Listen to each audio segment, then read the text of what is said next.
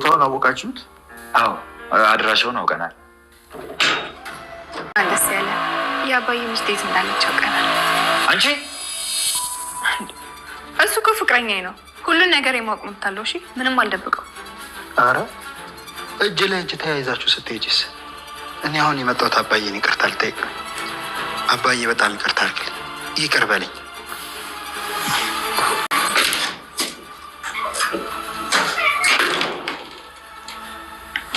አንቺ ግን ትሰማኛለህ? አስቸኳይ ነው። ያቺ ልጅ ቶሎ አስመጥተህ እናቷን ይዛ እንድትመጣ አድርግ።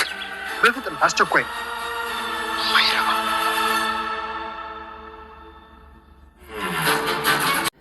ናቲ ከስህተት በላይ ስህተት አሁንም በተደጋጋሚ እየሰራ ይገኛል ማለት ነው። ምክንያቱም እንግዲህ ትሁትን ለኔ ማድረግ አለብኝ በማለት እልህ ውስጥ አስገብቶታል። እንግዲህ ያው ይብን ለእናቱ ራሱ ለአለምዬ ደውሎ ሲያወራ እንግዲህ እሷን መተው አልችልም እማዬ፣ ፍቅር ሳይሆን አሁን የግድ ደግሞ እልህ ነው ያሳዘኝ። ስለዚህ እንደምንም ትሁትን ለራሴ ማድረግ አለብኝ በማለት እንግዲህ ለእናቱ እየተናገረ ነበር። እንዲሁም ደግሞ እናቱ ለምንድን ነው የማትቀርብ? እባክህ ልጄ ትቅርብ፣ ዝም ብለው ወደ ቤት ተመለስ እያለችው ነበር። ግን ደግሞ ናቲ አሁን ላይ ሊሰማ አልቻለም። እንደምንም አድርጌ ከተመስገን መውሰድ አለብኝ። እኔስ ከማናነሺ? ትሁት የኔና የኔ ብቻ ነች። እኔ ነው የምትወደው፣ እኔ ነው የምትመርጠኝ። ስለዚህ ትሁትን ለራሴ ማድረግ አለብኝ የሚለው ነገር እልህ ውስጥ አስገብቶታል ማለት ነው። ተመስገን ደግሞ እንግዲህ ያው ራሱ ናቲ በጣም ፈሪ እንደሆነ እንግዲህ በግልጽ ለአባባ ተናግሯል። ይህን ያክል ልጁ ብዙ ያወራል፣ ብዙ ይደነፋል እንጂ ስቀርበው እኮ አባዬ በጣም ፈሪ ነው በማለት እንግዲህ ለአባባ ተናግሯል። ሲቀጥል እያደረገው ያለው ነገር ደግሞ ልክ አይደለም። ትሁትም ደግሞ ትክክለኛውን ለእሷ የሚሆናትን ነገር መምረጥ አለባት። አባዬ አስታውላ እየመረጠች አይደለም። በእርግጥ እኔ የኔ ሁኝ ብዬ ብዙ አላስጨነቃትም። የእሷን ደስታ ነው የምፈልገው፣ ግን ደግሞ ይህ ልጅ ለሷ አይሆናትም፣ በጣም መጥፎ ነው በማለት እንግዲህ ሲናገር ነበረ። ያው እሷ ግን ትወደዋለች፣ ታፈቅረዋለች። የምትወደው የምታፈቅረው ወይንም ደግሞ ምርጫዋ ያደረገችው አሁን ባለንበት ሰዓት ላይ ትሁት ናቲን ነው የመረጠችው በማለት አባባ ተናግሯል። ግን ሁለታችሁ እየተጣላችሁ የምታደርጉት ነገር ግን ለእሷ ደስተኛ አይደለችም። ምክንያቱም ሁለታችሁንም እያየቻችሁ እየገመገመቻችሁ ነው። ከዚህ አንጻር ነገሮቹን ማስተካከል ያለባችሁን ነገሮች ማስተካከል አለባችሁ በማለት እንግዲህ ናቲም ማለት ነው በመጨረሻው አዎ አጥፍቻለሁ፣ በድያለሁ፣ እባክሽን ትሁት ይቅርታ አድርግልኝ በማለት እንግዲህ እግሯ ስር ወድቆ ይቅርታ ጠይቋታል። ሲቀጥል ደግሞ ይቅርታውን ተቀብለዋለች ማለት ነው። እና ትሁት አሁን ላይ እንግዲህ ከናቲ ጋር በጣም ቅርበት እያደረገች ትገኛለች። ያ ማለት እንግዲህ ምንም ያክል ማለት ነው ከዚህ በፊት ያው ተመስገንን እየወገው እሱ ነው ከተባለች በኋላ ብታኮርፈውም፣ ግን ደግሞ ተመስገን እንደዚሁ ደግሞ ያው ናቲን ጉሮሮውን እንቅ አድርጎ ሊገለው ነበረ ማለት ነው። እና በዚያን ሰዓት ደግሞ እሱ ምን ላይ ስለሰጠ መሰለኝ አሁን ላይ የወገውን ነገር ረስተዋለች። ሲቀጥል ደግሞ እሱን ነው የምፈልገው፣ እሱን ነው የምወደው ብላ ምርጫ እስከወሰደች ድረስ እያንዳንዱን ነገር የኔ የሆንን ነገሮች እሱ ማወቅ አለብኝ፣ የእሱ የሆነን ነገር ደግሞ እኔ ማወቅ አለብኝ። እሱ እኮ ፍቅረኛ ነው በማለት ያለውንም የሌለውን ነገር ማውራት ጀምራለች ማለት ነው። ከዚህ በፊት እንግዲህ የአባባል ሚስት ለመፈለግና ለማግኘት በምታደርገው ጥረት ማለት ነው ናቲ እንዳይሰማ እሷ ራሷ በጣም ትፈልግ ነበረ ማለት ነው። አሁን ደግሞ ማለት ነው እንግዲህ ያው ተመስገን እየፈለጋት ይገኛል የአባባል ሚስት። እንዲሁም ደግሞ ትሁትን ካገናኛት ግለሰብ ጋራ ያ ማለት እንግዲህ ከጋሼ ጋር ማለት ነው አብሮ በመሆን የአለምዬ እንግዲህ ሰምታ ሌላ ነገር ችግር ውስጥ እንዳታስገባ ወይንም ደግሞ ናቲ ሰምቶ ሌላ ችግር ውስጥ የአባባ ሚስት እንዳትገባ ከሚል አንጻር ያው ተመስገን ብቻውን እየሰራ ይገኛል ማለት ነው። ያ ማለት እንግዲህ ናቲ ባጭሩ እንዲሰማ ይህን ነገር አልፈለግም። የአባባን ሚስት እንደሚፈልጋት እንደሚያገኛት በቃ ያለውን እጥረቱን ሁሉ ነገሩን ራሱ ናቲ እንዲያውቅ አይፈልግም። በድብቅ ማድረግ ነበር የሚፈልገው። ከዚህ በፊት ትሁት እንደምታደርገው እንደዛ ነበር ማድረግ የሚፈልገው ተመስገን። ግን ደግሞ አሁን አሁን ላይ ትሁት ከናቲ ጋር በጣም ስለተቀራረበች ለሱ ምንም ነገር እነግረዋለሁ፣ ምንም የምደብቀው ነገር የለኝም ባለችው መሰረት ማለት ነው እያንዳንዱ ነገር የሚሆነውን ነገር በሙሉ ለናቲ መናገር ጀምራለች። እንግዲህ መናገር የጀመረችበት ምክንያት ከዚህ በፊት እንግዲህ ያንተ እናት ነች የአባባ ሚስት እንዳትገኝ የምታደርገው በጣም ብዙ እርቀት ተጉዛለች ናቲ፣ ከዚያ አንጻር ነው። ለምንስ እንደዚያ ታደርጋለች? አባዬ እኮ በህይወት ሚስቱን ቢያገኝ እጅግ በጣም ደስተኛ ይሆናል። እሷ ግን ራስ ወዳድ ነች፣ እንደዚህ አድርጋለች ብላ በተናገረችበት ሰዓት ናቲ ወዲያውኑ እጅግ በጣም ነበር የተናደደው ማለት ነው። ምክንያቱም እናቱ ስህተት እንደሰራችና እንደዚያ ማድረግ እንደሌለባት፣ ሲቀጥል ደግሞ እናቱ ጋር ደውሎ በወቅቱ ለምን ስማዬ እንደዚህ አይነት ነገሮችን ታደርጊያለሽ? ማድረግ አልነበረብሽም፣ ስህተት ሰርተሻል። ለካ ትሁት ወዳ አይደለም ነገሮቹ ሁሉ የምደብቀኝ በማለት በወቅቱ ማለት ነው ያው እናቱን ተቆጥቷት ነበር። አሁን ደግሞ የእናቱን ነገሮቹ እሱ እያስኬደ ይገኛል። ተመልሶ እሱ ክፉ እንደሆነና እንደዚህ አይነት ነገሮችን እንደሚሰራ ትሁት እየተረዳቸው አይደለም አሁን ላይ ማለት ነው። ግን ደግሞ አባባ በደንብ ስለ ናቲ እየተረዳ መጥቷል፣ በይበልጥ ማለት ነው ትሁት ያልተረዳችውን ነገር እንዲሁም ደግሞ አባባ ናቲ ማን እንደሆነና ምን እንደሆነ እያስተዋለ መጥቷል ማለት ነው። ምክንያቱም በወጣ በገባ ቁጥር በጣም እየተጣላህ ነው፣ የምታደርገውን ነገር አንተ መተው አለብህ። ምንድን ነው እንደዚህ እንደፈለክ እየወጣህ እየገባ? ሲቀጥል ደግሞ አንተ ልክ እንደ እናትህ ራስ ወዳድ ነህ በማለት እኔና ትሁት በጣም ብዙ ነገሮችን አድርገንልሃል፣ ግን ደግሞ ምንም እናትክም ዝም ብላ ነው ከቤት ውስጥ ወጥታ የሄደችው በማለት እንግዲህ ስለ እናቱ ራሱ ስለ አለምዬ አባባ ለናቴ ተናግሮ ነበረ። ያው ናቲም እስካሁን እማዬ ጋር ቂም እንዳያስገባት ነው እንዴ አባዬ ምን ሆኖ ነው በማለት እንግዲህ ጠይቆት ነበረ።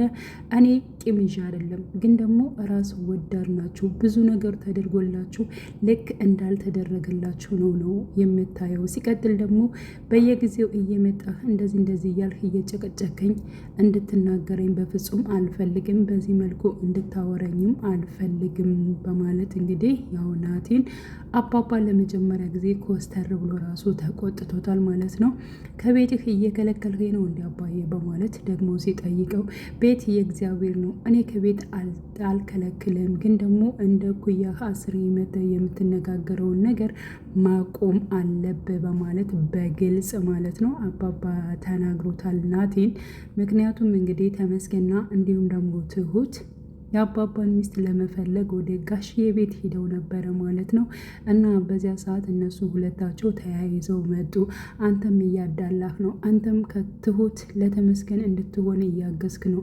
አባዬ ለምንድን ነው? እኔ እኮ ትሁትን ወዳታለሁ፣ አፈቅራታለሁ፣ እሷም ትወደኛለች፣ ታፈቅረኛለች። ስለዚህ አንተ ነህ እንደዚህ አይነት ነገሮችን አብዛኛውን ወደ እሱ የምታደለው የሚለውን ነገር ለአባባ ስለተናገረ አባባ በዚህ ምክንያት እንግዲህ በቁጣ ነበረ ናቲን የመለሰለት ማለት ነው።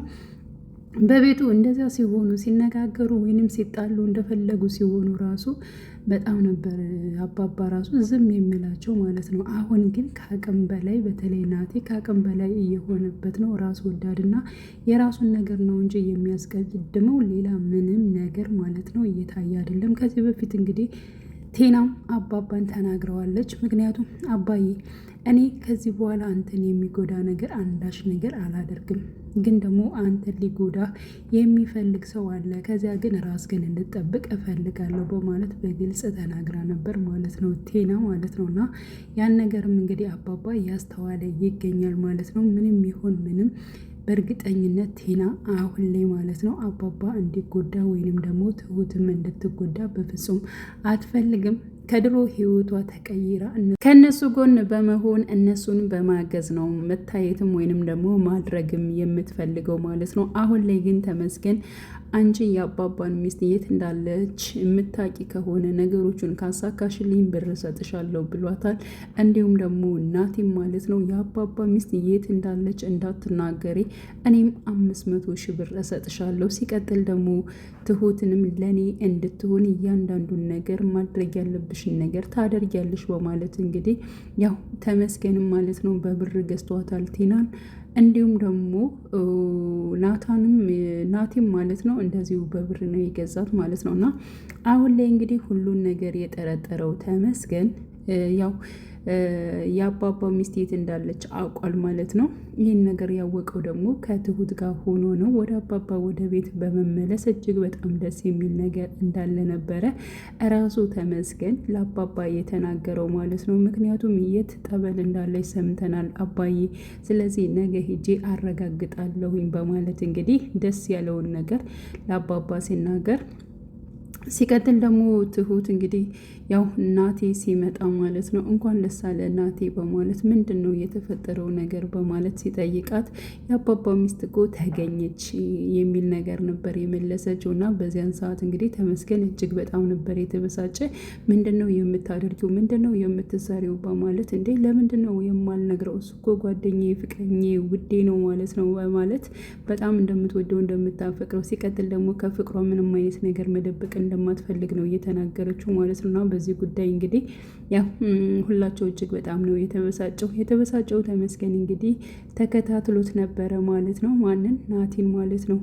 እና ሲከታተለውና ስልክ ሲያወራ እንደሰማው ከሆነ ማለት ነው የአባባ ሚስት ያለችበት ቦታ አረቀው ሌላ ቦታ እንዲወስዷትና እንዲሁም ደግሞ ሲፈልጓት እንዳያገኟት በማድረግ ነበረ ስልክ ሲያወራ እየሰማው ማለት ነው። ይህን ተመስገን እጅግ በጣም ነበር የተበሳጨው። ምክንያቱም ተከታትሎ አንድ ባንድ ማለት ነው የናቲን ፍላጎትና ናቲ ምን እንደሚያደርግ ያለውን ነገር ስለሰማው ማለት ነው ከጀርባው ላይ ቆሞበት ነበረ።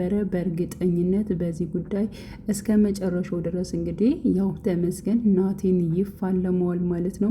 በነገራችን ላይ እንግዲህ ናቲ በጣም ከስህተት በላይ ስህተት ነው የሰራው የሄደበት ጥግ ድረስ ማለት ነው። አባባንም በዚህ መልኩ ማስከፋት የለበትም። እንደዚህ አዝኖ ተክዞ ተመስገን አባባ ካለበት ነገር ውስጥ እንዲወጣ እንዲሁም ጋሼን አውርቶት መጥቶ እንግዲህ ያው አዲስ አበባ ድረስ መጥቶ ስለ ነገሮቹ ሚስቱ በህይወት እንዳለች እንዲረጋጋ በማድረግ እንዲሁም ደግሞ ካርታ እያመጣ አባዬ እንጫወት ያንተ መተከዝና ያንተ መተኛት ሌላ በሽታ ነው የሚሆነው። በእርግጠኝነት ትገኛለች ሚስት አይዞ የተባለው ነገር እውነት ነው።